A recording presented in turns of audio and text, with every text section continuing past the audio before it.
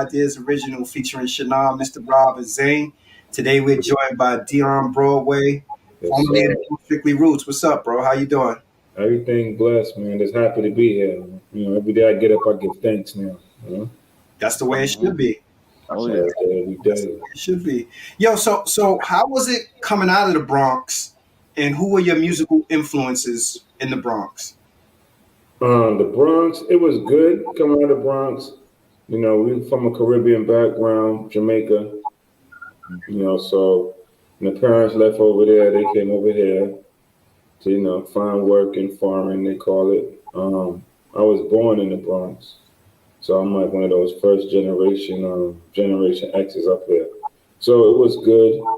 Um, as far as influences, my uncle Leon, he introduced me to hip hop. Really, we was I didn't know him at the time, but we lived across the street from Mark the 45 King. Wow. So Leon, uncle, I mean, he knew him. He brought tapes across the house to the house. I think the first MC I think I heard, like, I think it was an artist named Shambu, but a lot of people don't know about. Well, we talking what 1976, 75, 70, you know what I mean? Right, But right. Shambu was the first person I heard. And then he had records like Jimmy Spicer, that's a Dracula rap, and Spicer had a cover, another joint. But that's how I got introduced to hip hop, and then Grandmaster Flash and the Furious Five, and that was the names I heard. I think I could have been attracted to the name Flash because of comic books at the time, Right, right, right. But I would have to say that I can remember like Shampoo, and then Jimmy Spicer was the first I heard. As far as influences go, I grew up in the culture, to be honest. So I think I was influenced by everybody. But who motivated me to make more moves? I think I gotta give credit. Like it's funny, like I gotta give credit to Melly Mel, Mm. um, because he was dominant as far as sound in the beginning when it came to writing when I was younger. When I got older, it's like you have your Kid Rest. Everybody was influenced like by Chris, by G Rap, Rakim. Then Kane came and killed. You know, Sean had came and killed. So it was a lot of people. I just grew up with hip hop, Hmm. so I can't give one person the credit, Hmm. but I definitely was a fan of the music for sure. You know what I mean?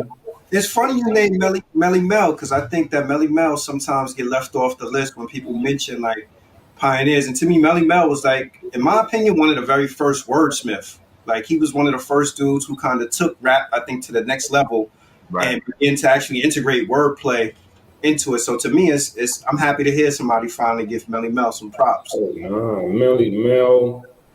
Oh, Kumo D, like Melly Mel, It's great. Kumo D, and I think well now artists is giving him a lot of his credit, but I think Grandmaster Cass, It's honestly, is somebody who a lot of people may not know about, but that Cold Cut 4 was a serious, serious thing, and he was one of the main architects behind that. So I think Grandmaster Cass deserves a lot of credit that's that he right. don't deserve.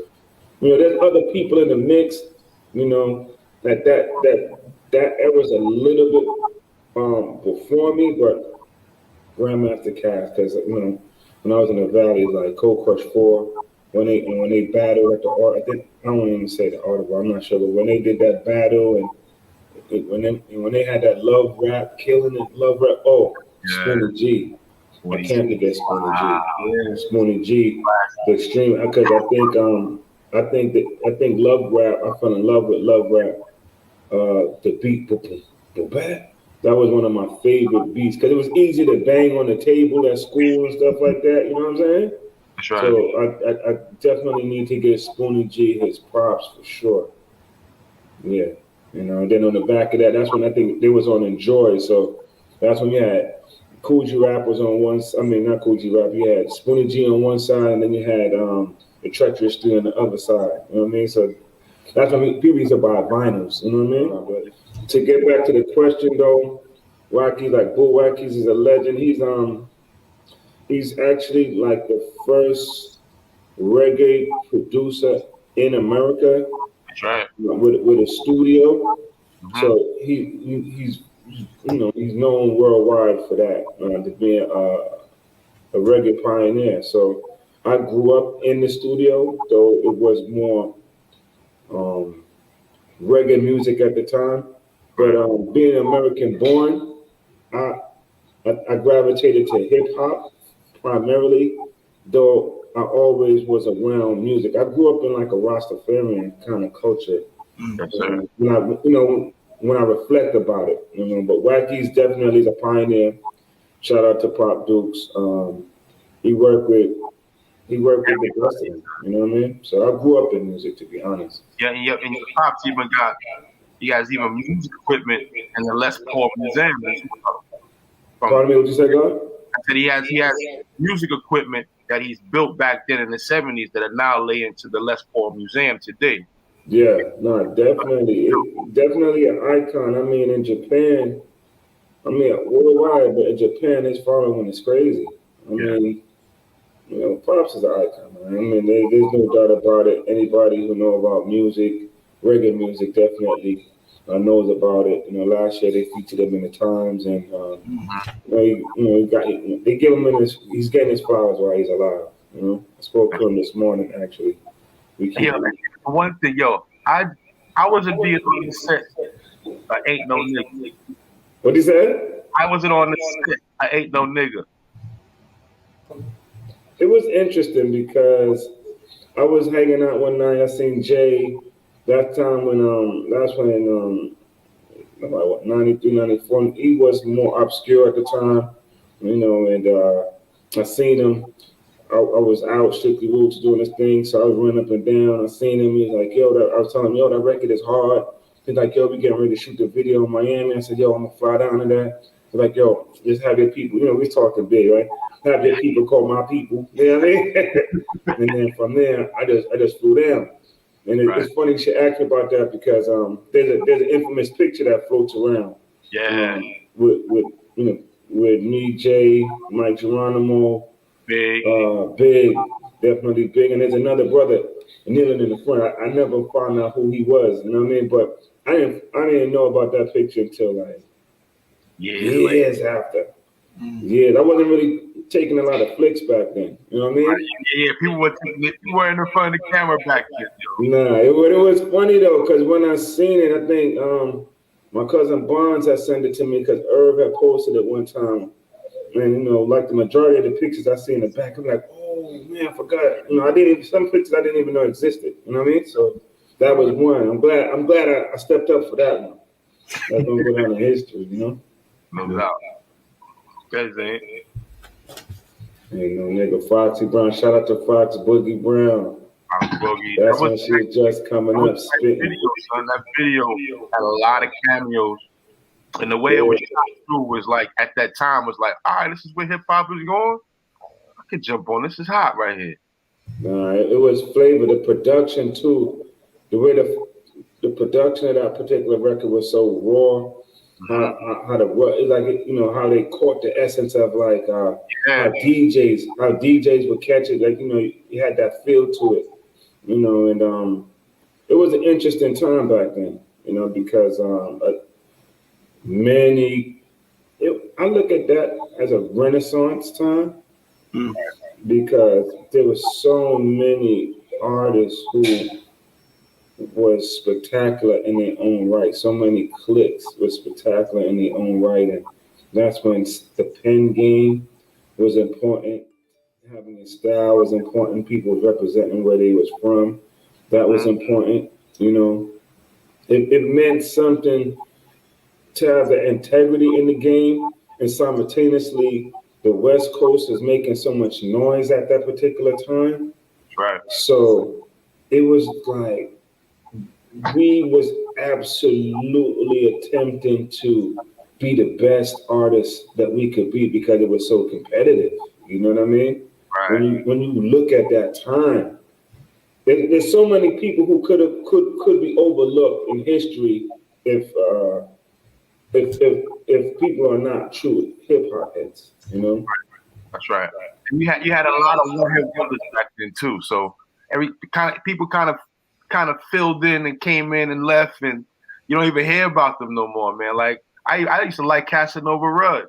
Right, that's interesting. No, but seriously, when you think about it, right, it's like it reminds me of like the Bible, where it's like you hear a name in history, and then you don't realize how influential they were in a particular time and how they influenced the scene at the time. That's right. It's like because to me, when you had like a label at that time, it gave you an advantage because it was just more promotion, more people, more hands to spread the word about the particular music. So Right. you had people who were hot, but just depending on who they was, on, It was on. marketing and promotion was a big factor, That's right. and connections. Because once you had somebody who had connection with BT, the box, Right. who's making some moves, Right. That's right. That's right. So that's how I looked at it though. But it was because it was clicky, right? You had boot camp out, you had the dog pound, you had that pre-firm, Right. uh, And your first, but yeah, EP and them. you came out on your own label, correct? We came out on our own joint. You know what I mean? Beg No Friends. Big shout out to Big Fun Fashion. We from the Valley, so we grew up jamming. I grew up like jamming, street jams. We used to have sounds come out. I lived on Carson and Boston Road. Okay. And from right there by Burger King, you can stand I was just thinking that when you said that. That was when, like, on Sundays, you could hear the music from miles around. Everybody just walking down Hammersley, down Needham. Everybody, people from the wall, Seco. Everybody just coming, and you just hear the music, and it just gets louder and louder. Yes. So it was a great time. People, that part of hip hop is the genesis. It's the nucleus of it all. You know what I mean? It's like the atom of everything, the element. And, the culture has evolved to something totally different where I'm not hating on it, but it's just evolved. I don't even know. We don't really dictate the voice of the culture like at one time it was. So it's not in its purest form anymore. No. And I agree, man. Do you ever think and the way production is made, I agree with you on that. Go ahead, Zane. Do you ever think that I would say somewhat that type of essence has come back? I know fully for people to grasp, like a lot of the people that's going to be looking at this interview, like especially like the youngins, they would never be able to imagine the impact that the 90s had on us, and especially like the 80s too. But do you think that we can ever get back to somewhere near that type of feeling again? Because I feel like in the 80s and the 90s, it was so much of an overload of talent. Like you had Wu-Tang, you had, like I said, Mobb Deep, Tribe Called Quest, EPMD, Fat Boys, Run DMC, and so on and so on. So do you ever feel that there might be a way that we can tap back into some of that synergy that we had back in the day, and for people to actually really like appreciate that? Because right now I kind of feel that hip hop, it can get back somewhere to that place, but it's still kind of like oversaturated as far as like with corporate. No, I don't think that would be no, because it's one of those concepts in where you had to be there, right? Because it's like in its core, it was all new energy. It's like the Big Bang Theory, right? It's like something erupted, and out of that eruption, we had so much elements and force that carried it that it just kept exploding in this distance. It's just like a universal concept. So if you wasn't there at the Big Bang Theory, then you only gravitate to what aspect of the element that you caught, right? Where at that particular time, it was so pure that everything was all together. So we was hearing the hard with the consciousness. We was hearing the street with the talent. We was hearing people talk about subject matter, then talk about their skills. And then at the same time, it was really about how you was getting your message across. Then it was about production, right? The sound that you're hearing. You had your Marley Marl with his sound. And then we don't want to forget about the Queens brothers with their sound, because you got to remember when I think was it Herbie Lovebug? That's Lovebug over there with Salt and Pepper and them. Yeah, Herbie. Salt. We can't with that Kid and Play sound, that Salt and Pepper sound. That those things was extremely influential. You know what I mean? Not to mention Marley Marl and what he was doing over there in Queensbridge. And then what was going on with KRS and BDP up top, so everybody, the craft was at a point where it was so important. It was such about the integrity of the artistry and the true sincerity of the artist, right? What he's representing, what he's about, because you're not going to want to make music that when you walk outside your house, you can't represent, because people will get their chains snatched, sneakers taken. It was that type of, it wasn't just shooting, but you would get roughed up, people would know it. I remember when Beat Street was out, and then the artist who was doing the break dancing, when he had the Kazals, used to hear stories that around his neighborhood he used to get roughed up because people looked at him as a star. And the street, it was different. The streets was different from the music. And then once the music and the streets kind of came together, it's like the streets left with the music, Right. And I think that's where some of the transition came. Do you feel that, because back then you had so many different labels that was doing exceptionally well, and over the past, let's say 2 decades, you have like Universal, Sony, and 2 others that basically bought out all these other record companies. So do you think that actually switched the paradigm of how music was being put out? Well, absolutely, because basically all right, we had a lot of independent labels. So a lot of independent labels, you have multiple relationships, right? So now when you consolidate all the labels, right, everything is coming through one channel. So when you enumerate it, everybody can't come through first, second, third, or fourth.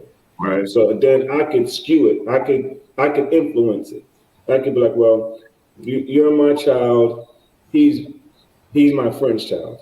So you're gonna be in the house with me. So I'm gonna big you up on my platform because I got a love for you. Or you could be my child. That's my good child. That's my bad child. I'm gonna look out for my good child over my bad child. So it skews the relationship based upon the platforms that we're hearing it, right? And once the corporations got involved in it, that's what I was discussing before. It eliminates the purity of the music because now it's all about what's making money. Because now the one-hit wonders now will be different from the one-hit wonders at that particular time. Because this is a radio time, stream time, so you could come out with a little Nas X, right? And then little Nas X blow up, blah blah blah blah blah. This corporations run with that, and they paint this whole story around this artist, but and then 2 years later you don't hear anything from him again. Where you'll have one record at that time, how it changed everything for everybody else. You know what I mean? It's like, oh, you heard that? It's like when Kane came out with Raw, right? You had to stop and listen to that.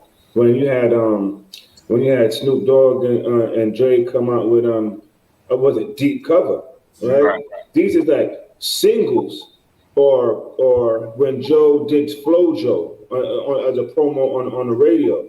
These are singles, and then I didn't earlier. We didn't mention the native tongues as influences and the Jungle Brothers as Right. influences, and Roxy too. right. And I want to shout out to Cool Chip and Chuck Chillout, because a lot of times they don't get the credit that they deserve, especially coming from Northeast, He's Bronx.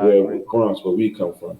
You know Yeah, what I mean? so Listen too, I'm glad you said Northeast Bronx, because we had King Fade on here from Shirt Kings, and we was talking about the talent above 180th Street all the way to Mount Vernon. There's so much talent that's not even tapped in up there, B.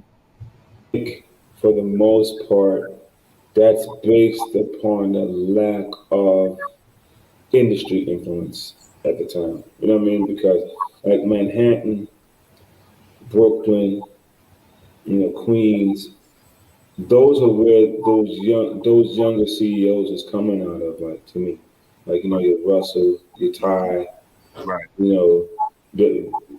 And they, because even brother Eric B, these people were already with the radio station and stuff like that. Shout out to Red Alert. So in my older days, recently, we'll discover, like, okay, in the beginning when Kiss was playing music, Red Alert and Chuck Chillout was submitting tapes, right? Right. Where in Queens, Mr. Magic, Mr. Magic, he was playing the music live, and that just goes back to what you're talking about, right? With the talent in the Bronx not tapped into in comparison to when a brother like Magic is over there. He's in Queens, Queens, Brooklyn, Right. and that's more politically correct, and then or politically tied together based on proximity. Then you have to go through Chuck Chillout. You know what I mean? From the Bronx to hear yourself. So like the outlets for that area was different. That's why we gotta give thanks to Red Alert, because Red Alert, he had the air in which he allowed raw talent to shine. He gave you an opportunity once he recognized your uniqueness. And I got to appreciate that, because Red Alert gave us a lot of exposure. Yes, sir. Yeah, I want to go back for a second for what Zane was saying when Zane was talking about, will we ever be able to kind of get back to that golden era? And I think that I don't see us getting back to that golden era, because I agree with you. I think that once corporations became involved, hip hop became more so business oriented and more about capitalism. Absolutely. And I also think that one of the things that sometimes we get lost in is that music was a representation of those times, right? So now we look at the music now and what the quality of the music is now, and because we're a product of this time, but this isn't our time. This is the next generation's kind of time. So I wonder if we were having this conversation 20 years from now, if it would be the same thing. I'm sure like our kids would probably be saying like, damn, like, yo, I want to get back to the mid 2010s and the 2020s. This is because to me it's just a product of the time. Like we talking about the 80s, and we were saying Melly Mel earlier. Melly Mel, all of his lyrics were basically infused with what we were experiencing in the neighborhoods in the Bronx. When you get into the 90s, you start talking about everything about, or late 80s into the 90s, the native tongues, and when it was proud to be black, and people wasn't rocking chains as much as they were rocking, even the medallions was the thing to rock, and it was all about having skills and demonstrating you had skills. Now hip hop, to me, the trajectory is just about bragging about how much drugs you do, how much money you get, what kind of cars you have, twerking and all those things. And I wonder if that's just a sign of like the evolution of, well, not the evolution, maybe the continuum of where the music is at. right? So I don't know if we're ever going to get back to that golden era, because I think it really was. It's about the time period, and I think one of the things that hip hop hasn't figured out how to do, that some of the other genres of music has been able to do, is that I think there are some hip hop songs that are timeless, but for the most part, us as consumers of hip hop, I think that we've become okay with hip hop being disposable. Like, you think about rock stars who may not have a hit record on the radio right now. People aren't calling them washed up; they calling them legends, Right. and they still selling out all these shows and going overseas and doing these big numbers. But we discard our hip hop pioneers. We discard them, and we like, oh, he's done, he's finished. So I think that that's more so about us as consumers of music and fans of the genres, how we begin to actually appreciate the craft. Because if we don't appreciate the craft and recognize that golden era and keep that golden era alive, then it's always just going to be on to the next. That's a fact. That's a fact. And I can interject with that is I love all my artists. I still buy KRS-One. I still buy Sadat X. I still buy Cuba. I still buy it all. I don't even fuck with none of the new shit. And then all my old loves, they still make quality music to this day. To this very day, son. Okay. All right. Now I have to ask, what do you think that's about the music, or do you think it's about the narrative of the music? And how much of that has to do with us as a people and how we deal with each other as a family, as melanated people then, or as Black people then, and it's about the love of self-love, respect, right? Big respect. And then the merger of corporations, right? It's like hip hop could be like the news, right? You turn on the news, you see the news that they want to report, right? Meanwhile, somebody could have got robbed on the block, somebody could have got shot on the block, and no cameras is out there to show that part of it, right? So I think it's just the element of how we deal with ourselves as a culture, as a people, and I think that is just transcendent into hip hop. And then, right, it's just, to me, it's just a microcosm of the world and its life right now. Right? Mm-hmm. I agree. To me, I think it's several things, but for the top three to me would have to be music on a broad basis, going from analog to digital. It'll be technology, because imagine if they had social media back in the 90s, right? Now, right, music would travel a lot faster. We wouldn't depend on maybe a handful of DJs that have these. Arrested too, son. You know what I'm saying? We wouldn't be, having like a handful of DJs that have this great music, but we waiting for them to put it out, because right now a DJ, like say Funkmaster Flex or Red Alert or whoever get these tracks, all these DJs trying to be the first ones to play it on their radio station, whether it's on terrestrial station or not. So if we had social media back then, I think things would have been way crazier. It would be like the stuff that we going through right now. It would have got saturated real quick. Yeah, but I was going to say, well, I think that add to why we appreciated the music so much, because it wasn't everywhere, and it gave us, like, we was able to go like, yo, you got to go to the source to hear what's new, hear what's hot, right? So now, because that is digital and people take it for granted, because I want to just digress into the concept of pioneers being appreciated. When we would go overseas, people still appreciate those said pioneers, right? And vinyl. Mm-hmm. Right, but because we're here, people don't appreciate it. You know what I mean? It's like what's one man's treasure is another man's trash, vice versa. What was one man's trash is somebody else's treasure. So it's just how we look at it, and it's up to us to teach the youth them about the generation. Like with my son, he 18. I go through a little drill with him right now. Like, yo, who was on Bad Boys lately? I mean, who was in Junior Mafia? But you know what I mean? Because one thing I have to criticize us about Generation X is we didn't do the greatest job in teaching the culture or the tradition. We more was caught up in living it and going for what we knew. And I think that's problematic because we carry the culture. So if we don't tell the story, if we don't discuss the narrative, then other people are going to take the opportunity and do that. It's like we can't be mad if somebody else take our story because we're not telling our story. Yeah, that's true. That's our responsibility as a culture. So like when brothers like you get together and say, yo, this is what we're doing, we got to respect it, right? That's right. That's what makes the difference, I believe. yeah. And then the thing about it is when we allow others to tell a story, they put their narrative, they provide their narrative rather than with the actual story of it. I mean, look at the world we live in now. Mm-hmm. Sometimes when I'm out and I'm looking at it like, look at this.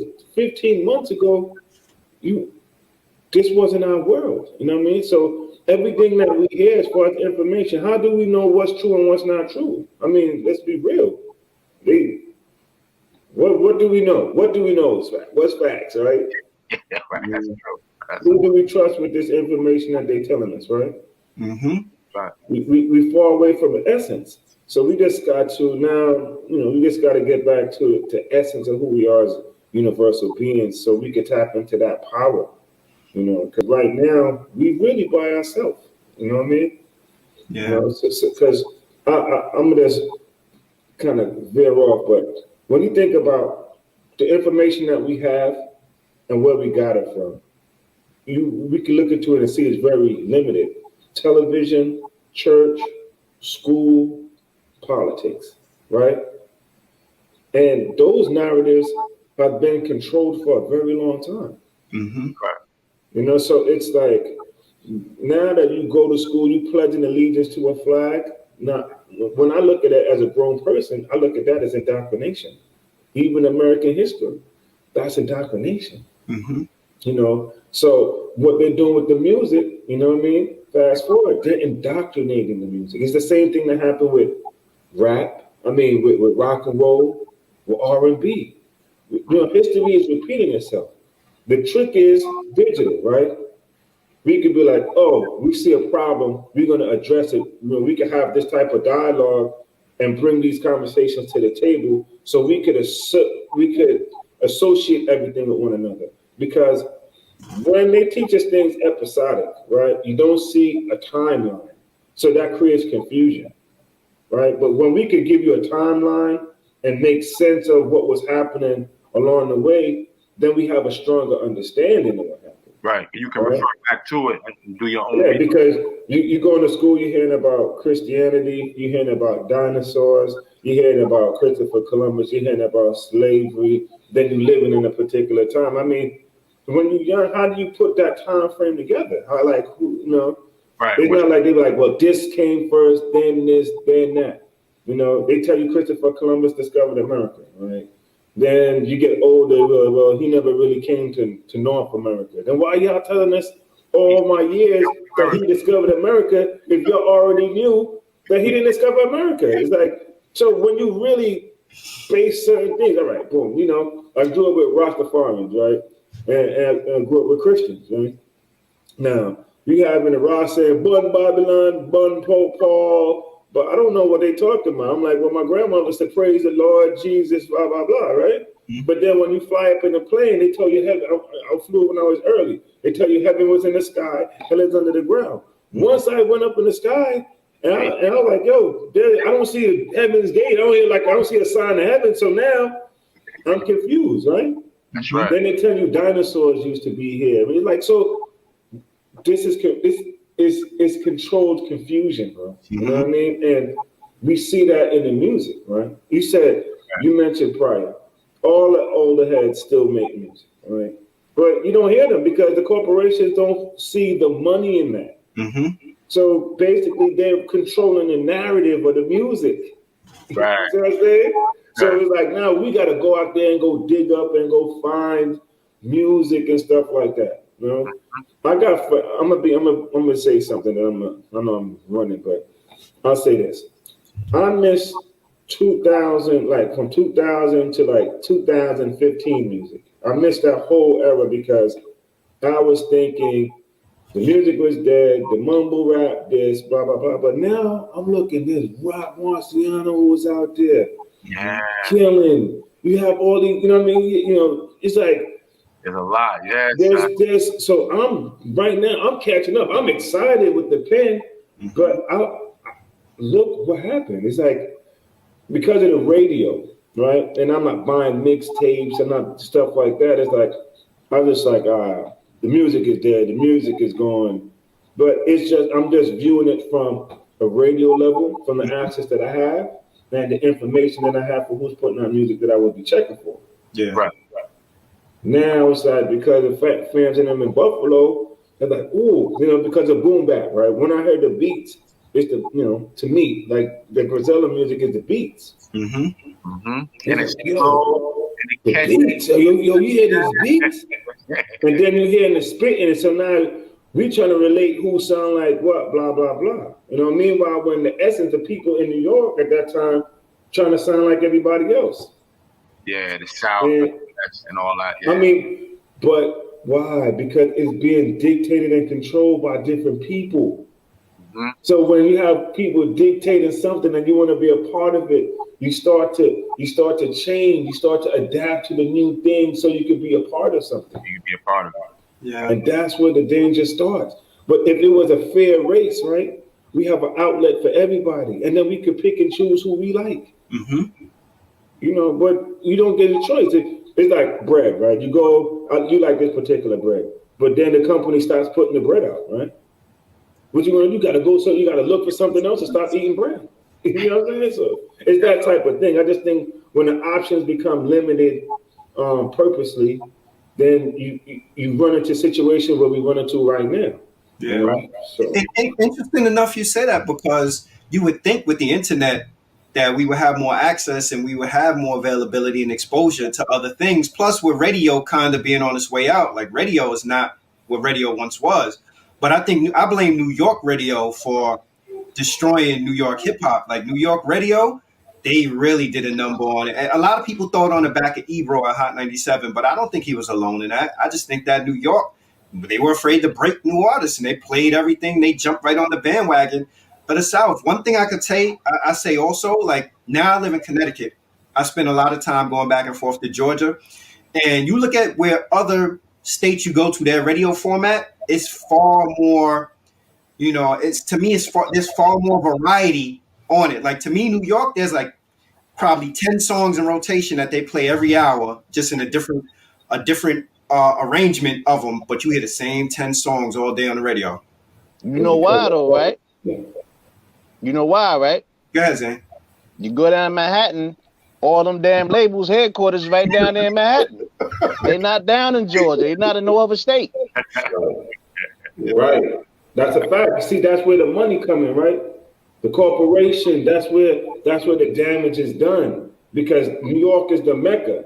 So those corporations, they're gonna constantly, because they are competitive. So they're gonna compete and do what they can. They lobbyists. It's a microcosm of the world, right?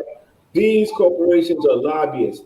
There's only 3 people to massage. So it's like these labels the stations get spoiled, and then the bosses or the owners of the stations get spoiled, and they dictate to you what you should do, what you should say. This narrative that we're discussing is really not new, but it's great that we reiterate it every time we come down to court, because this is what destroyed the game.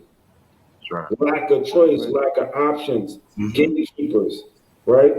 Because, I mean, Bad Boy, Def Jam, Sony Columbia, it's like as an independent artist, you can't go up there and what you gonna do with that?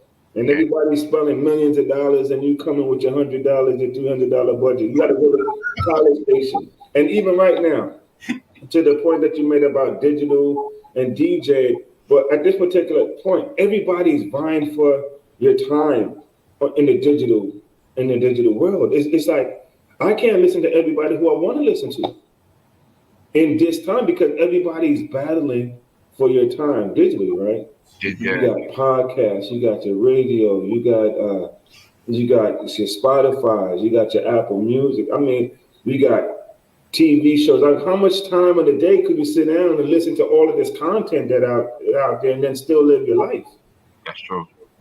Yeah. It's difficult. You know, people. You know, a lot of people say, "Oh, why'd you do a podcast?" Blah blah. Blah. I mean, how much people are other people going to listen to? It's like there's people I want to listen to, I still can't get to listen to. Because you gotta keep the lights on, right? Yep.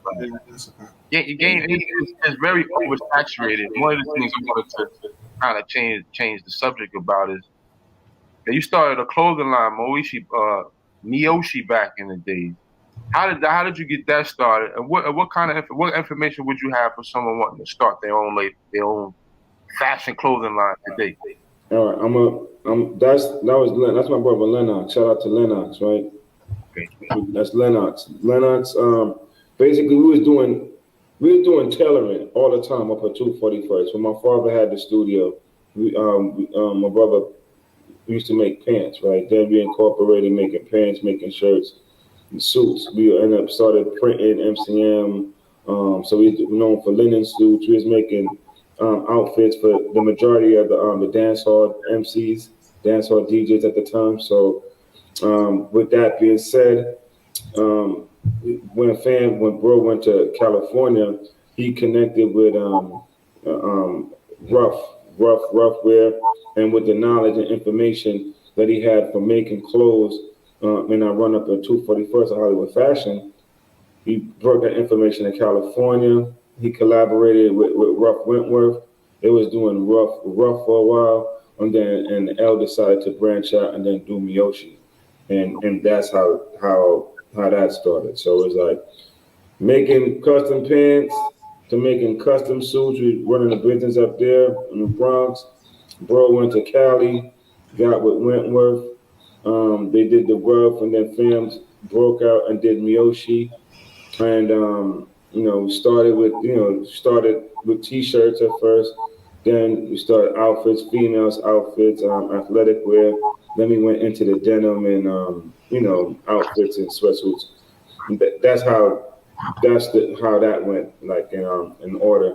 As far as the clothing game, is interesting, just like the big boy game from when I got there. Because what I did was when I left, when I was jaded by the music, I went to Cali. I was doing marketing and promotion for nationally for Fam and the Meoshe brand, but a lot of people don't even know that part. To be honest with you, and I didn't. It was rock. It was at that time. It was like rock star life, right? You had Fubu. Fubu was like the big dog in the building. Then you had you had the Mecca's, you had the Sean Johns, you had Rockefeller and all of them. But the key to that is having a real designer, right? Designer having resources to what you do is with the clothing is like everything else. You start from something, you master that, you add on to it. So we started with the t-shirts. We created your logo, your branding, because the principles is going to be still the same. You got to have your branding, right? You have to have your blueprint, and then you got to have the administrative aspects of it where you can execute things in a timely manner. And that's how I looked at that. We had the people who made samples. You have sample makers. You have an idea. You illustrate your idea. You get somebody to bring that idea to life, whether it be like, you have a logo idea, you bring it to life. You look at it, you say, okay, we like this, and then you mass produce it. You mass produce it domestically, it'll cost more. You send it overseas, it costs less. It's just about having relationships again with manufacturers who could take your sample, mass produce it, and package it in a timely fashion that you could get it out to the consumer. Because with the clothing industry, you have seasons, you have multiple seasons, then you have multiple sizes. So timing is important when you're coming out the gate. You know what I mean? It's like, you have 2 drops for spring, you have 2 drops. Generally, you have 2 drops for every season. Every You season. got your fall 1, fall 2, spring 1, spring 2, summer 1, summer 2. So And you you always want think to, in the head, right? yeah. So yeah, and you're a year ahead. So you have clothing conventions like Magic. Like it used to be a big thing. I removed myself from those things, but this was at this time, so I could just give you that. And then anybody else who's more modern is more likely the same or very similar. But you have Magic, the Magic conventions. You have the vendors, the retailers. They come, they walk around. It's like a big flea market or it's the lab. Like Magic is like the clothing company lab where the retailers come and be like, oh, I like this. I think this will sell good at my store because the retailers have a relationship with their customers. Right. They like this. And then it's for you. When they pick it, it's like, okay, I like this denim. I like this outfit.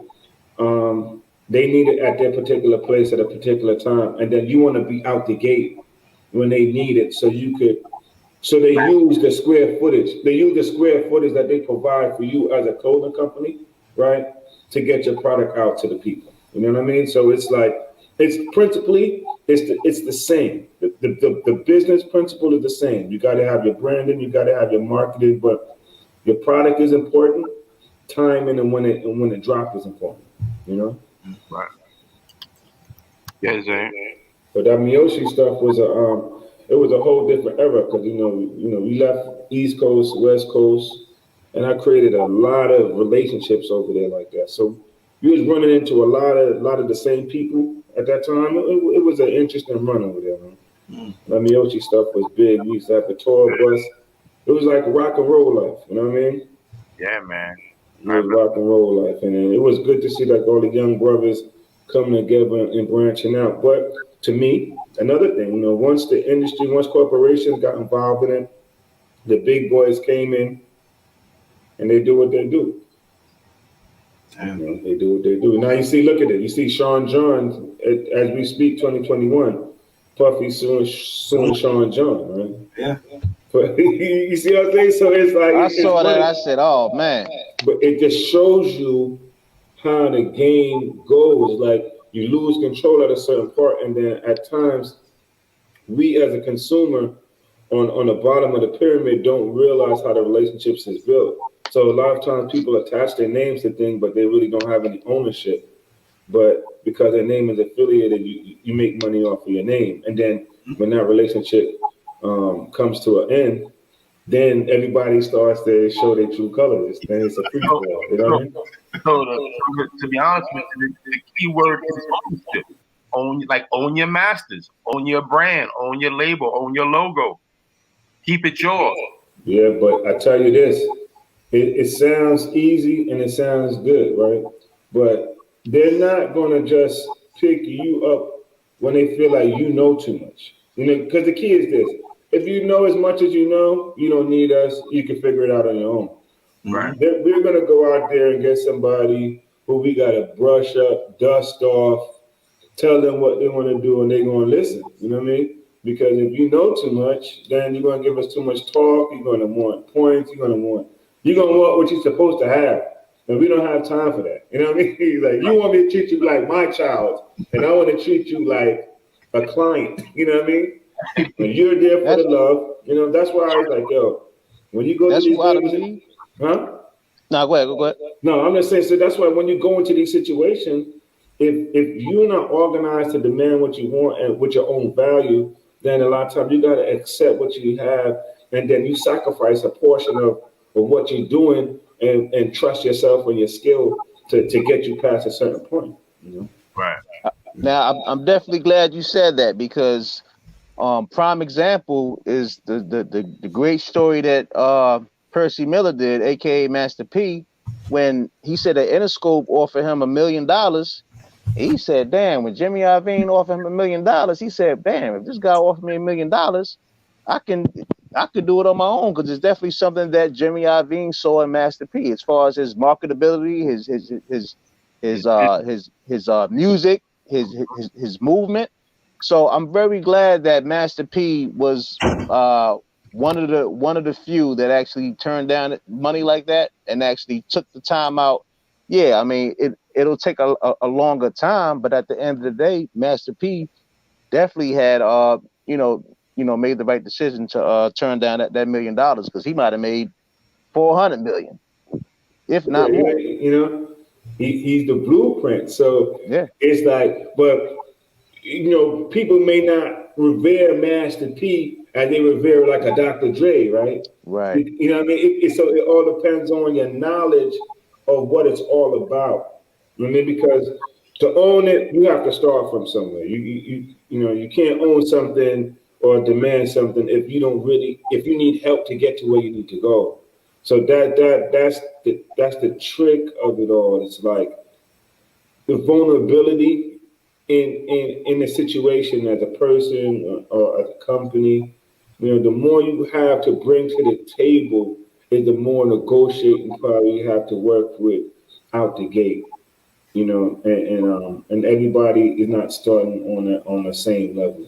So that's the trick about ownership. It's like it's almost like if Amazon come to you guys right now, let's say, okay, or MTV or Charlemagne, I wanna get with your podcast right now and put it on my platform. Now you got to do your own evaluation now, right? What's really going to happen, and then or sometimes they want to like, okay, well, you don't want to sell it to us, so what we're going to do is we're going to look at everything you did, and we're going to bite it. We're going to steal it. Like Master P, right? Like, okay, you didn't want to take our $1 million, so we're going to go down the block and offer him $500,000. You know what I mean? And he's going to take his $500,000 and he's going to give me what you got, so I could tap into your market. You see how it goes? Yeah. So it's us as a people. We have to revere. We have to learn how to love ourselves, bro. Because we'll never be able to hold anything if we don't respect and love ourselves. And that's what we got to teach the kids, because it's hard. It's not easy to tell, because my son, I always complain about people don't listen. I'm at an age where I'm not even arguing with nobody, bro. Mm-hmm. I don't. It's like I'm asthmatic. Every breath means something. It's like I don't want to waste my time, because I know what I know, right? So it's like, and everybody gonna feel, and then nowadays it's like people don't have no respect, no order. You know what I'm saying? Right. So everybody want to be heard, and I respect it. I'm a great listener. I like to listen, but when I get the opportunity to drop some gems or the vibe, I'm gonna do that, because it's not many times I'm gonna do that because I don't have time to. I speak to the deaf. I wrote recently. I speak to the deaf, and they don't hear me. You know what I mean? Because I'm like, we gonna listen to each other. Hopefully, the younger generation that you referred to earlier, they can listen to it. It's like, listen to the OGs, man. We not our grandmama's we're not that type of grandparent. We are hip hop. You know what I mean? We grade, we hip hop. I'll rhyme right now. You know what I mean? This is what we love. We are carrying a culture. This is passion right here. This is what the 80s and the 90s did to us. We were like, listen, we are going to keep this story pushing forward, because it can get lost. When I think about Enoch, that's why I referenced the Bible earlier. Enoch, right? In the Bible that we are in right now, what people follow the most, Enoch is only mentioned one time, right? But when Enoch lived, for over hundreds and hundreds of years, he was the man, right? So it just depends on where you're getting your information to what you're going to be exposed to. That's a fact. You know what I mean? So it's like, be in the right circles, in the right places, to get the right knowledge you're looking for. And if not, you can easily be misled. Elvis is the king of rock and roll right now, right? Yeah. So when you guys did Strickly Roots, you did Strickly Roots independent, but after you did something solo with Nervous, correct? Yeah, that Nervous Funkmaster Flex told me to go over there. You don't look excited about that. Well, I mean, nervous was a good thing and a bad thing. I mean, all right. Nervous was good because it taught me why I was independent, right? Mm-hmm. And it also made me understand how much control that we don't have in certain arenas, right? And it also made me learn a lot about integrity as well, right? Because it was a scenario where they were like, "Oh, well, tell people your album is coming next year, right?" But I'm like, "Well, but we didn't even discuss the album budget." Right? So it's like, you know what I mean? So maybe if I told them the album was coming next year, maybe we would have had a better relationship. You know what I'm saying? Mm-hmm. But it's like, I'm like a Master P type, right? It's like, the only reason why I'm up here is because I did some stuff from before this. You know what I mean? And so the people respect who I am when I walk in a building. I want to be the same person when I leave the building. But because y'all don't know it because it's not on the big label or whatever, or y'all just want to throw some change out there because y'all could get more spins for me, or y'all have more contacts than I do. But It's like, at the same time, they beefing with their main artists, right? I'm up there and they're beefing with Black Moon and Smith and Wesson and them, right? So it's like, for my people. So it's like, when I see this is what's happening, and then y'all telling me to go do something that's against who I am, then I see where, this is where the integrity coming. Because some people gonna go in there, whatever you say, man, whatever you say, I'll go there and then say whatever, and then hope for the best. You know what I mean? But it was a good situation because it just got me more exposure. You know what I mean? It's like it wasn't my money spent now on the market. It wasn't our money spent on doing certain things. But at the same time, it's like it has its limits, because if they didn't believe in me as an artist per se, then they'd be like, "Yo, the budget is 20,000. That's it. We're not going no more, no less, no wiggle room, no nothing." You know what I mean? And that's what it is. Because even with Much They Pay, like the Much They Pay was an extremely impromptu session. I went in the session thinking about we going in one direction. It's almost like, yo, tomorrow you have tomorrow, Chris, we're gonna get together and we're gonna do a song. So when I went, I wrote lyrics in advance of that. But as me personally, I like to spend time with my lyrics, because I wasn't the greatest recording artist. You know what I mean? I was a real strong live entertainer, right? But as a recording artist, I evolved. You know what I mean? I had to evolve, because it's like you could write something, right? But the sound of it, when you go and record it, it's probably not coming across the way you heard it in your head when you wrote it. Mm-hmm. Right. So when you have time with something, like certain people, that's why you hear like artists like, "Oh, I got a lot of records that I didn't put out."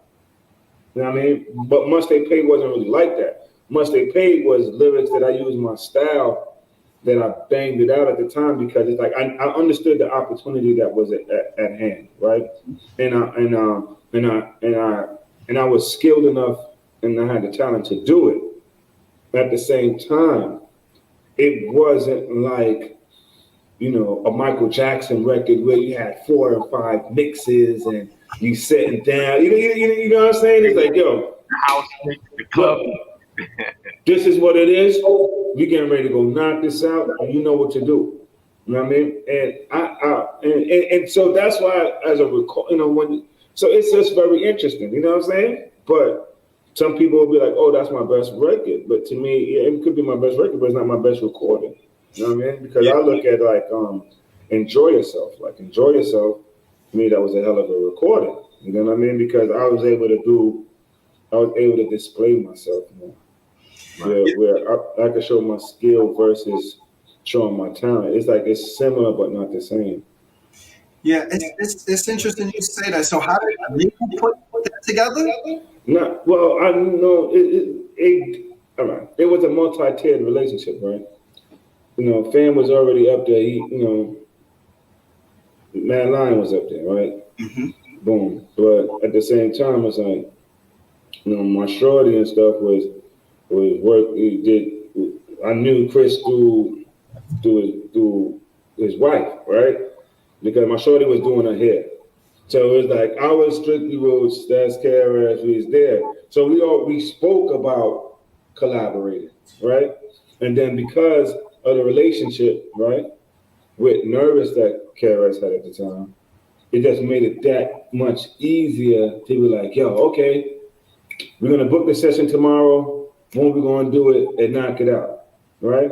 But if me and Fan would have massaged that, that scenario, we probably would have did it different. You know what I mean? Yeah, yeah. It's like, so they put some money in some studio time, like, word, they gonna do that? All right, tomorrow we're gonna go in there, we're gonna bang it out, blah, blah, blah, blah. Yeah. That's how that went versus, all right, yo, we went up and down. All right, this is the joint we're gonna do together. With Pooba now, me and Pooba ran up and down more. Like we used to go drink more. We used to be at the Sharks bar. Mm-hmm. I remember some classic days, like me and Kid, Pooba in there drinking them Long Island iced teas. Those are the days, though, son. You know what I mean? You at the Sharks bar chilling. Then a lot of people pass through. It's funny you say that because I was going to ask you that also. Like, how'd you end up with Fat Joe and Pooba on Beg No Friends? Well, because we was all now. Let's talk hip hop. Me and hip hop. There's a group named True Culture that was I remember New Sounds. New Sounds is a group from the Valley that rock is part of the hip hop museum right now. Rock is from the Valley. Him and Jazzy J had a label named Strong City, right? In Strong City, you had Busy B, Brucey B was over there. You had Masters of Ceremonies was over there. And there was a couple other brothers, but you had Chaz Rich and you had Colin over there, right? And basically, something happened where Colin wasn't with the group anymore, so Chaz Rich and Rashid that's the person who me and Strickly Roots, we formulated Strickly Roots. So I say all of that to say that Fat Joe was in the studio at that time doing this album.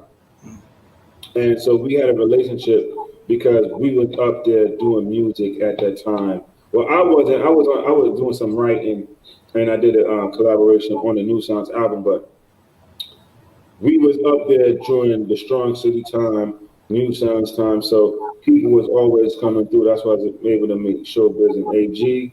I met Coogee Rap up there. Busy B, Brucey B was up there. And those times I was younger, so like Brucey B and Busy B, they was legends at that time. I was just happy to be there because it was on Allerton Avenue. The studio was on Allerton Avenue in the Bronx. Yeah. So that is in Northeast Bronx. That's my part of town. You know what I'm saying? So we was able to. So that's what really happened. Pooba was in there. That's where I met Sadat X.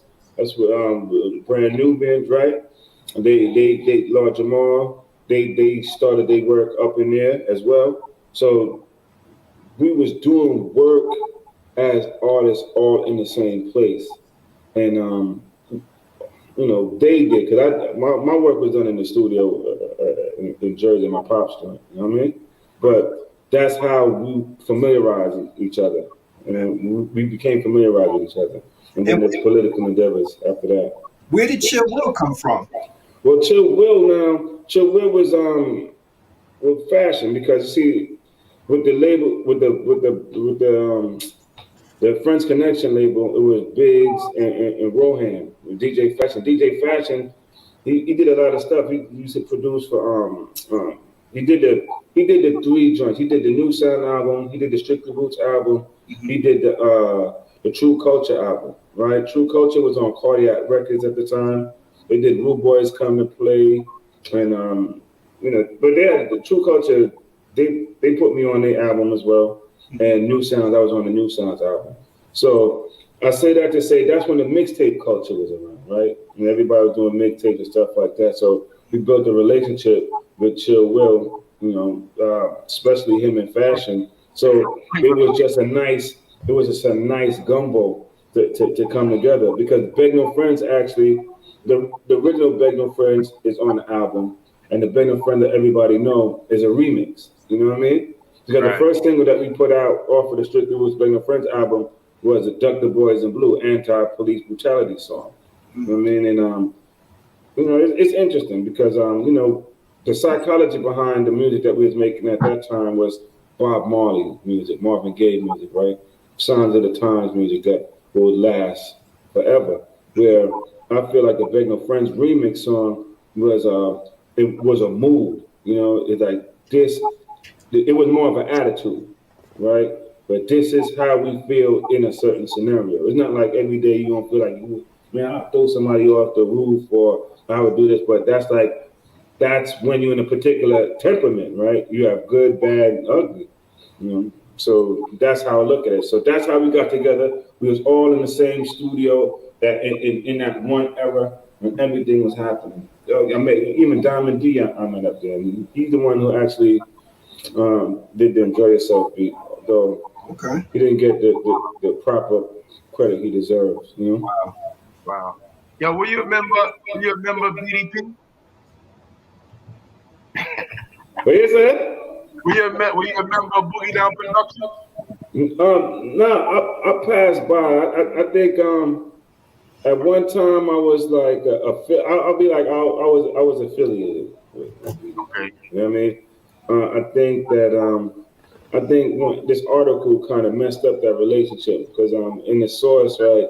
KRS was doing the lectures and stuff like that. So some writer wrote, "Oh well, with Marilyn doing the reggae, and then KRS doing the no, it was Mad Isms, right? Mad Isms was out, Marilyn was out, Must They Pay was out, and then KRS was out, but he was doing lectures. So the dude, somebody wrote, well, with Dion, with Broadway on the streets, Broadway running the streets, and they're like, KRS competitive. He ain't gonna want to hear, oh, he got the streets. I mean, he did one song, now he got the streets. So, it was funny, but it was a blessing though, and it's always love. You know what I mean? So I was affiliated, but Strickly Roots, Valley Mall. You know what I mean? That's right. Broadway. That's how we do it. Not even attempting to piggyback off of this or piggyback off of that. You know what I mean? And it's all love, bro. Trust me. Yeah, I noticed you did some production with Dad and Dub C on the West Coast. Talk about that a little bit. It was more LT hunting. I really LT didn't really like when I was on the West Coast. Nobody really knew who I was. You know what I mean? It's like I was making joints, but it wasn't like the digital world where we at right now. Right. So when I was in, I got an opportunity. So I got son, I did so much recording in Cali that nobody that won't be heard. Right? I was recording my man Chase. Man, Chase did like 3 albums, at least two to three. I did at least like one joint with LT Hunting in his studio over there, but it never panned out the way it could have. You know what I mean? Which is fine because I still have the recordings, right? And I still enjoy them myself. You know what I mean? Got the experience. Right. But it was one of those things where I was in a building. I wasn't really trying to be like, yo, this is who I am. I just made the music for the love of the music. I got them, and I'm happy with that. Nice. Do you ever have a few dream collaborations? And tell me about the actual tour show life. What are your most memorable moments? Dream collaborations. I would like to work with Chronics. I would like to work with Chronics. I would work with Chronics. I like the new artists. I would like to do a joint with Ghost. One of my favorite artists right there of all time. Ray on something. Maybe me and DMX on something. You know what I mean? Me and me like in Luch or something. You know what I mean? Yeah, see, yeah, yeah, Some of these singers, I like a lot of the new artists that's out right now as far as singers go. I like HER. I like I like a lot of artists, man. But Ghost, Chic, Ray, you know what I mean? Probably I'll say Conway, because Conway will be like, because yes. Conway gonna go mega hard. He gonna do his Conway thing, and it's gonna be me. It's gonna be me representing everything that we represent. So Right. it'll be dope because he a pen man. You know what I mean? Yeah. He a, like an MC. It's like when I listen to the MC, I'm like, yo, this is an MC. Bro. And see, yeah. It's the MC. You know? Putting them bars together. Yeah, no, it's just everybody gonna be like, oh, I like to do this. I think rock too. Rock Marciano would be dope. One of my favorite Yeah, too. Rock Marciano. Also, you ever heard of Kai from Brownsville? Or Brownsville Kai? Yes. That dude is dope, man. Brownsville Kai. Yeah, Brownsville Kai. I listened to him recently within the last month, actually. I picked up Kai because you see, this is what I was telling you about. Like I missed the whole 2010, and now I'm kind of like catching up. And I'm like, ooh. Yeah. Because it's about writing. And rest in peace to MF Doom. Like when I listen to MS Doom's pen too, I was like, woo. You know what I mean? It's like, he catching everything. You know what I mean? It's Right. because as a writer. I could be like, I walk down the street, I walk down the busy street, you know what I mean? You know what I mean? It's like, that's the difference between like somebody just rapping and somebody who's a writer, right? I walk down the street. A writer gonna be like, yo, I diddy bop down the street, you know what I mean? It's like by the time you get time you get from just walking down the street, you're gonna know what street he on. It's a busy street, what he's seeing. I was in my den and walking down the street, my stomach hurting. He's like, that's a writer, you know what I mean? Yeah. Rapper will be like, oh, I just walked down the street and I was moving my feet and you see what I'm saying? So it's like anybody could, yes, that part, anybody. That's when people are like, oh, anybody could do that. MC is more intricate, descriptive. Yeah, that's that. Yo, when me and you buck up. You're gonna be like, yo, I know he gonna come with some deadly, and I gotta answer back with some deadly now. It's like, okay, the endurance of how we gonna do it, Because like one of the best when Biggie used to put, like, that's one thing I like about when Biggie was in his prime, right? I just heard this story recently through Clark Kent was talking about the Brooklyn's Finest. I thought that was a very interesting story. And even when Method Man and Biggie got on the what, I could listen to those sessions and just laugh all the time because I just hear them just going at it. You know what I mean? Right. It was going at it. Bar for bar, that's right. Bar for bar. So those are the things, and I really enjoyed Rock and Rock, right? Yeah. Shout out to Pete. Rest in peace, man. Yeah, man. When Rock and Rock used to go in there, my God, it was crazy in there. You know what I mean? It's like, as an MC, man, you gotta be, like Wu-Tang was that. So it's like, as MCs, you respect the craft and you respect yourself to be sincere in everything you put on that paper. You know what I mean? Like you writing something where you could put your life behind, and people gonna respect that forever. That's how I look at the art, the game. Can you tell me this real quick? Can you tell me this from first, second to third? First being the total best out of the, well, I ain't gonna say, all right, I ain't gonna put too much politics behind it. Coogee Rap, Kane, Rakim, first, second, or third. when it all come down to it? Zane, stay pop quizzing somebody. No, that's a good question. Okay. I'm gonna say Rakim. I'm gonna say Rakim. I'm gonna say Rakim. This is a nice one. Okay. All right, I'm gonna go. All right, I'm gonna do this, and I'm gonna explain why. I'm gonna say Rakim, King, Kool G Rap. Right now, Kool G Rap is one of the nicest MCs ever. I mean, he Poison. It's a demo. I rhymed over those beats. Hill Street Blues. Yeah, I mean, so, and the only reason why, right, somebody got to come first, somebody comes second, somebody got to come third. Rakim is because Rakim changed everything with his sound, right? And plus he's the God, right? So the knowledge of self that he was bringing, and his overall uniqueness, right? Now, and they all interchangeable. This is just why. And then Kool G Rap is not. I honestly, they all mega nice. So I guess if I drink, it's gonna be if I drink, it's gonna be Kool G Rap. If I smoke, it's gonna be Rakim. You know what I mean?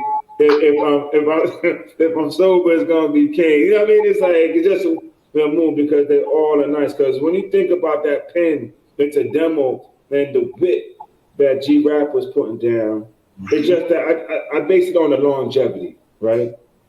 But even 4, 5, 6 when he did the Fast Life with Nas, so I don't know. That's more like an essay question. You know what I mean? I'm gonna have to. I would like to do my research on that. You can't get that question. There's no way to get that wrong. It's just gonna be a matter of opinion, man. Because they always. Because honestly, I knew where I was at when I heard Raw. I was in the Bronx. I was actually at Caldor's, close to the UPS on Boston Road. Shout out to Caldor's over the right. And when I heard Raw, right. He said, I'm genuine like Gucci, raw like sushi, the rage is thing. I just didn't know what to do with myself. After that, I just sat there and ponder. As an MC, you just sit down there and ponder. He's like, okay, how did he just do all of that? You know what I mean? Especially, you coming from Melly Mel, right? You come, let's just say the Blueprint, right? Melly Mel, and then you hear King, what he did with this sentence and phrase, how did you know what I mean? It's like that was crazy. And then how they that writing, that pen and the style, right? Rakim had his style, and he had that pen. You know what I mean? Kane was versatile, right? And then Kool G Rap was raw. I mean, nobody can take nothing away from any of them. Them brothers stand up historically. Is it just son of artists? I was asking, isn't it just son of artists? Yeah, Trizzy nice, man. Trizzy nicer than me. Because Trizzy, man, versatile. It's like Trizzy was moving forward when I was stuck in the 90s, right? So he was, you know what I mean? He was coming some stuff. I was like, no, that's not it. You know what I mean? Like, you guys sound so, but he, as far as creativity, because he started producing, Trizzy sing. You know what I mean? Like, he'll sing, and I'm not gonna go sing. You know what I mean? That's why I say he's better, because of the versatility. But we definitely, I love listening to the stuff that we do together, that we did together. Nice. Because when I tell him right now, I call him right now, like, yo, son, this is nice. I mean, because when he was 13, 14 years old, he would have all these projects. I'm like, yo, the Lincoln on campus. Then he had his own group, fully focused game. You know what I mean? So I just we just piggyback off of each other. And then what Triz did, he brought the Beg No Friends in the new era, right? So he carried on tradition. Yeah. So I'm proud of that. I'm happy that he did that. You know what I mean? So we fully focused music group, always busy, Barnes Boys. So we are who we are as our own entity. We don't piggyback. I'm carrying on a musical tradition from my father. All right, so it's like we 3G flexing, 3 generation flexing. That's right. So so it's real. You know what I mean? But Triz is nice, son. Triz just he's his own worst critic. Mhm. Okay, that's the best In place my to book. be, man. That's right. But if you could always look him up, he's nice, son. He's nice, talented. You know what I mean? Yo, when you get a chance, tag me on my IG, man. All right, I'm gonna do that, man. So what's Yeah, next for man. Dion Broadway? What up, God? What's next for Dion Broadway? Man, attempting to refocus on. I'm starting to refocus on what I was doing in advance of COVID. I'm attempting to get to do a project, do a Strickly Roots project, just just because of the music and because of the relationship that me and Rosh got. We want to do a little like YouTube series. We was talking about Strickly Roots. That I think it's a dope idea. Right now, me and my wife and I are working on our own line of products. Though Deanna Nicole, cause she a genius. All I gotta do is just market and manage. You know what I mean? But as far as creating and ideas, um, she's a genius, man. It's like we're just gonna put it out there. We're gonna get the bag because financial freedom is the key, right? Then we could implement stuff and get things done. Because I'm loyal to a fault. So my thing is, I know what it takes to get things done. You know what I mean? I've been in get things done situations, Mhm. and that's what it's about. So right now, it's about attempting to get this Strickly Roots project off the ground and done. For the family and for the legacy, get this Deanna Nicole project to the level where it needs to be. You know, What are those products you have with your wife? so with those are more beauty products. Beauty Okay. products, so I don't really, I'm not the right marketing person for beauty products. You know what I mean? The ideas, yes, but like, oh, here go these mink lashes. That's not good marketing. Right. But yeah, the Bull Wackies music stuff. I've been working on that stuff, attempting to archive it, organize it to maintain that legacy on a level where so the music live on forever, and we control the catalogs, because it's like the Wackies music brand is like it's endless. I mean, he got so many songs he didn't even put out yet. So so the last couple of years I spent a couple of years just marketing my Sky Barnes, which is my sister. Sky is mad nice. So I've been marketing those those songs, and I've been attempting to Sky Barnes? Sky Barnes. Yo, Barnes is a billion to y'all. Yo, and it's like I got my nephews is nice on the mic. You know what I mean? Louis Lano on the mic. I got my younger brother. I got my nephew. I got my sons. So it's like, yo, that's why I want to create I need to create that foundation where create that platform, right? Where when people is looking for it, and when we putting it out to the world, that they could definitely access it, and then the youngsters could carry on the legacy, carry on tradition. There's a lot of work to be done. It's just I just hope time ain't running out for real though. You know what I mean? Mm-hmm. So that's why we connect in politics, ditto. You know what I mean? That's right. Because they say I don't know what we living in right now. I'm not really sure. This is all new stuff to us. We wearing masks in the street, bro. You know what I'm saying? We was like, this is, I don't know, are we wearing masks because of COVID, or are we wearing masks because they want to see if they could get all of us to wear masks? Mm. That's a I, good I question. really don't know what's going on. You know, it's Terminator time, gentlemen. Man Right. versus machine, right? Yeah. Right. So Hey we gotta. Dion, tell people how they can get in touch with you, man. Well, you can Emails hit or me on the social media. gram. You know, Dion Broadway, Dion Broad on the gram right now. That's it. My Twitter. I like to keep my Twitter to myself so I can say anything I want to say. But really though, it's really just on the gram right now. I have a Facebook, but I don't check it. I looked at it like from once my mother-in-law got on Facebook. I was like, it's over. You know what I mean? They all on there, bro. It's Yeah. really like this is a joke. You know what I mean? But Instagram, you know, you can catch me in my comments on in my videos, mustard pay, you know, and beg no friends. I like looking at the comments and laughing. You know what I mean? Like, and just feeling the appreciation because I tell you one thing, if I knew what I knew now, I wouldn't allow myself to be jaded by the industry. You know what I mean? I just felt like this is Not wait. people don't know what it's really about. You know. Mm-hmm. But yeah, you can catch me on the gram, man. Dion Broadway. You can catch me at Deannie Nicole. You can on the gram too. I'm behind the scenes on that. I'm in the cuts, man, but I ain't hard to find at the same time. I just want to get things done.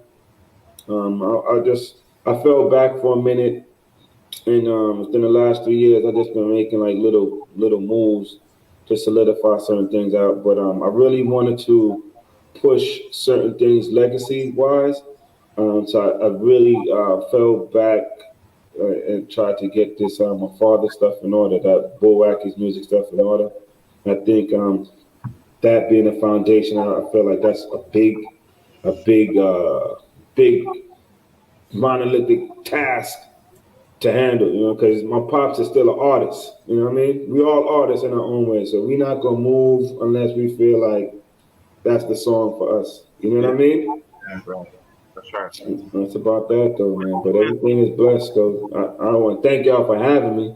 I'm not Thank gonna you. do too. I'm not gonna do too many of these. I did one. I did one during COVID. I don't. You know, because I don't want people to ask me too much questions because I can't talk too much. You know, too much bad boy thing for real. You know, when I look at certain things, I say, man, I'm it's like you ever heard of 6 degrees of separation? That's Yeah. it. I'm like 2 degrees of separation. You know what I mean? So it's like, you know, it's not like I'm chilling. It's not like I'm chilling with my army around me right now. You know what I mean? I'm in the cuts, so I don't want to say nothing that I'm gonna have to figure out how to defend it. You know? You know, we appreciate you taking time out to join us. Nah, it was real. It was real. It's always a blessing to dialogue about realness, music, fashion, which is hip hop. Hip hop is us as a people. We gotta learn ourselves. We gotta tap into our own magic. If I could leave the people with something, I just want them to think about what they've learned and where they've learned it from, and and think about if you could believe that source or if you could look deeper for yourself and tap in, because we definitely children of the universe, right? And we've been limited to just think about ourselves in our own little tribes, and it's been done like that on all scales. Hip hop is just a microcosm of us as a people. You know, we don't even know we call each other black, right? What's that? You know what I mean?